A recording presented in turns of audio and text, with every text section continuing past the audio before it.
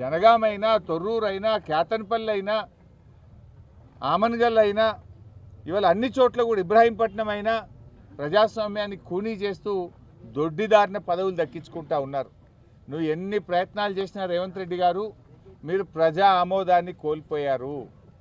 గతంలో మున్సిపల్ ఎన్నికలు జరిగితే కాంగ్రెస్ పార్టీ 4 గెలిచింది, 4 మున్సిపాలిటీలు గెలిచింది. ఆనాడు బీఆర్ఎస్ అధికారంలో ఉన్ననాడు. మేము దానికంటే ఈరోజు 30% ఓట్ బ్యాంక్ తెచ్చుకున్నాం. దాదాపు 800 కౌన్సిలర్లు ఈరోజు బీఆర్ఎస్ పార్టీ గెలిచింది. దాంతో నీకు నిద్ర పట్టలేదు.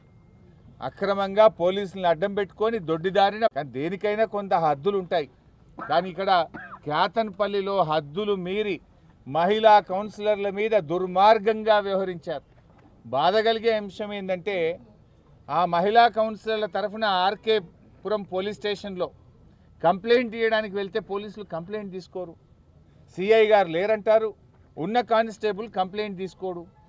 మహిళా కౌన్సిలర్ల మీద మంత్రి గారి సమక్షంలో వారి గౌరవానికి భంగం వాటిల్లితే మహిళా కౌన్సిలర్ల తరఫున కంప్లైంట్ ఇస్తే తీసుకోరా?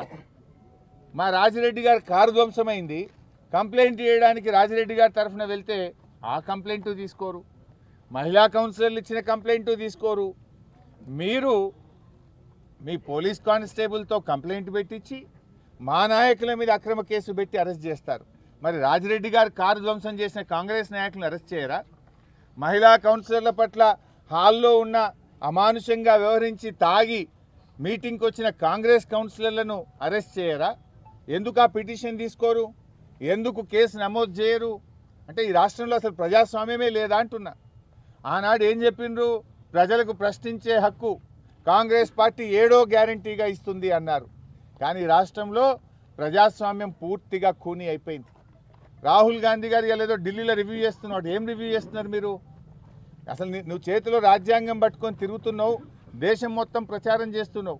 నీ రాష్ట్రంలో అధికారంలో ఉన్న కాంగ్రెస్ పార్టీ రాజ్యాంగాన్ని, ప్రజాస్వామ్యాన్ని ఖూనీ చేస్తుంటే నిన్ను ఎట్లా నమ్ముతారు? నువ్వు ప్రశ్నించు నీ రేవంత్ రెడ్డిని, ఏం రివ్యూ చేస్తున్నావు నేను అడుగుతా ఉన్నా.